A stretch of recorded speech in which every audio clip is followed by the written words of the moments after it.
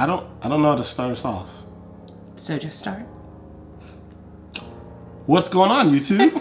I'm Sharice. I'm Corey. We're the Tech Couple. And in this video, we want to give you our update on the iPhone 10. Yep, so this has been out for 4 months?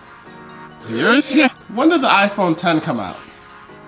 A visit to apple.com should be able to help you with that. Visit? Do you remember what the date was? I think it was November 3rd. Years? Yeah. How many days ago was November 3rd, 2017? It was 110 days ago. Okay. We've had it for 110 days.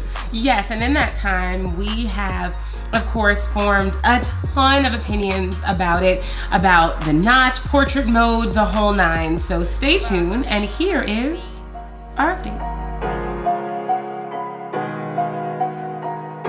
So let's start with the notch.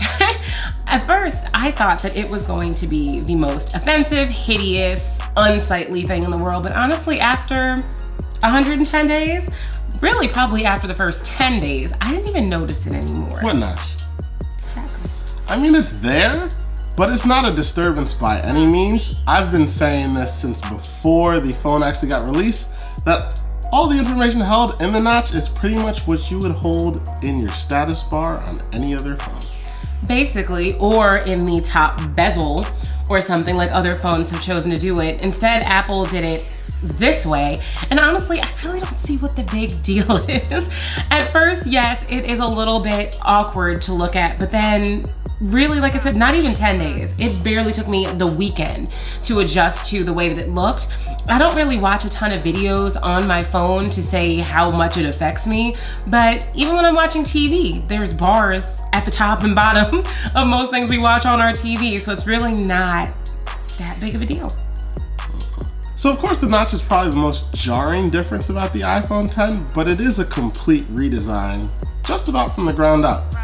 And I know some people are kind of like, the iPhone's been the same. The iPhone needs an update. It's looked the same since the 6, 6S, 7, 8. They all look the same. And then there are other people who think the 10 is too drastic of a departure. Yeah, there were people that complained about the way that the camera looked on the back, or the notch, or especially... Weren't you one of the people complaining about the way the camera looked on the back? I mean, can we move on? Okay. Mine? Yes, initially when the mock-ups of the iPhone 10 were announced, I thought that the camera on the back was like, ugh. But now I've actually also grown to like the distinct look of it. Another big change with the iPhone 10 was the deletion, the absence, the removal of the home button, which means no more Touch ID, which all of us have grown to know and love. If you've been using iOS products since the beginning, obviously the home button has been a staple in your iOS experience, and now it's gone. Que lastima, what are you going to do? You can't have Touch ID with that bezel-free lifestyle. Everyone's making a race to find the biggest, is it screen to body ratio? Yes. That sounds right. And iPhone is no different. Of course, they've removed Touch ID so that you have all screen and a notch, but I don't think it's a deal breaker. We still have iPad Pros that obviously utilize Touch ID technology, but Face ID, it's so fast and smooth. I kind of love Face ID now. Yeah, it doesn't really bother me. The only problem I have in an exposed moment, I suffer from sleep apnea. Oh, yeah. If you are a snorer, you may want to get that checked out. Just a quick side note, changes lives. Saves your marriage. I have a sleep machine that I sleep with, and it's the middle of the night and I've got my sleep mask on, and I grab my phone. It don't recognize this Bane looking dude. It's just like, who are you? You literally have a mask on. I mean, my eyeballs do the same. I'm saying Touch ID and have that problem. I'm just saying, well, it's I just want to be completely Face honest. ID, not an iris scan. So I guess, do you follow me? The school of thought that you wish that it recognized your irises? I want you to recognize everything. Well, it still recognizes me without makeup, hair wrapped up, you know, blackish, so definitely use silk scarves at night. And it recognizes me regardless. It is, I think now, the only time I ever have problems with Face ID is in like direct sunlight, where I am you know, suddenly Caucasian and totally washed out. I think really the only times where Face ID is like, nah, son, you're not Trace, you're a liar. So one of my most anticipated features of the iPhone X is portrait mode in the selfie camera. It was obviously dope on the rear facing camera, so the prospect of having it for my selfies was awesome. And overall, it has been awesome with a few exceptions. It's not so terrible here, but there are, yeah, you can kind of see it depending on how I move my head. It still doesn't have the best edge detection for, you know, differentiating what's in the foreground versus what's in the background. As you can see around my hair, some of the things in the background keep going in and out of focus, and then my hair itself keeps going in and out of focus. It's not super smooth all the time.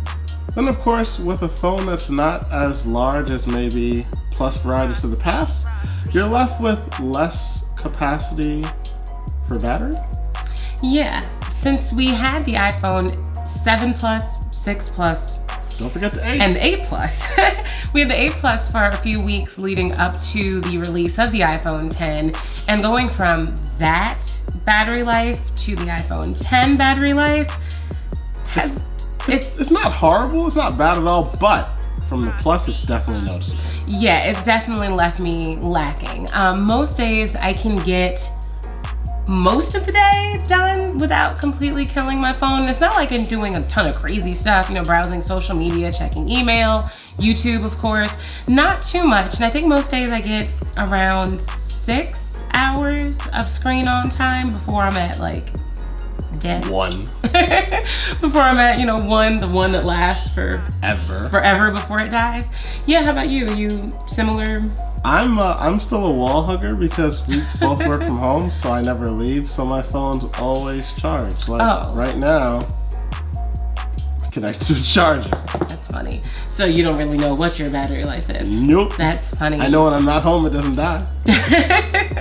That's true. But yeah, I have definitely noticed the battery life is not as good as it was on the plus size phones, which, it's a bummer, but what you gonna do? It's not as big of a phone, not as big of a battery.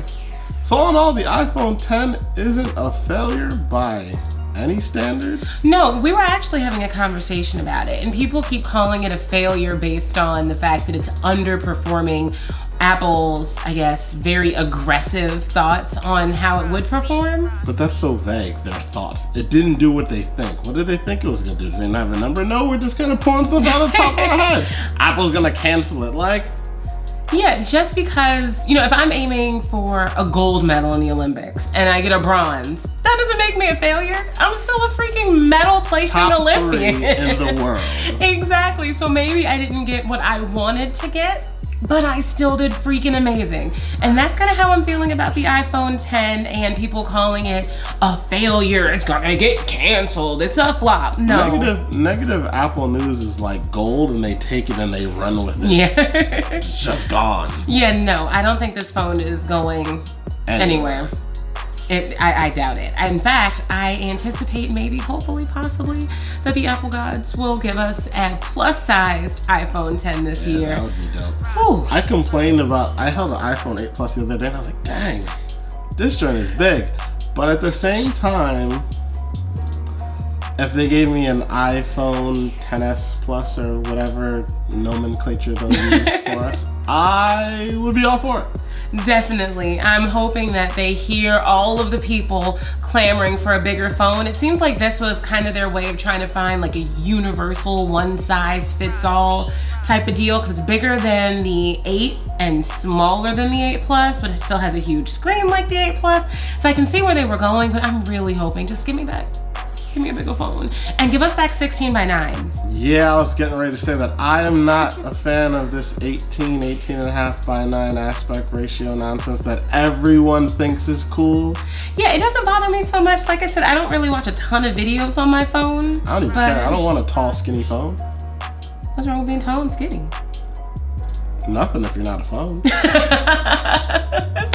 Well, guys, those are our thoughts, our update, our 4-ish month, 110-day update on the iPhone X. That HomePod wouldn't tell us. Yeah, HomePod. We'll have a video. We'll make a video on that. Of course, there was something else I was gonna say, but maybe we'll just have to say that to the next video. As always, stretch for it. That pretty lady. I'm Sharice. I'm Corey. We're the tech couple. If you're not already, please go ahead and subscribe. You gotta do it your way. Say it. If you're not already subscribed. Oh, if you're not already subscribed. What you doing? They tripping. That's how you do it. Obviously. I wonder how you do it. They tripping, son. Go ahead and mash that subscribe button. Pretty sure I figured it out. It's over there. And real quick, if you're thinking about mashing the buy button on the iPhone 10, don't be discouraged. Just go ahead and buy it. Go for it. We'll see you guys later.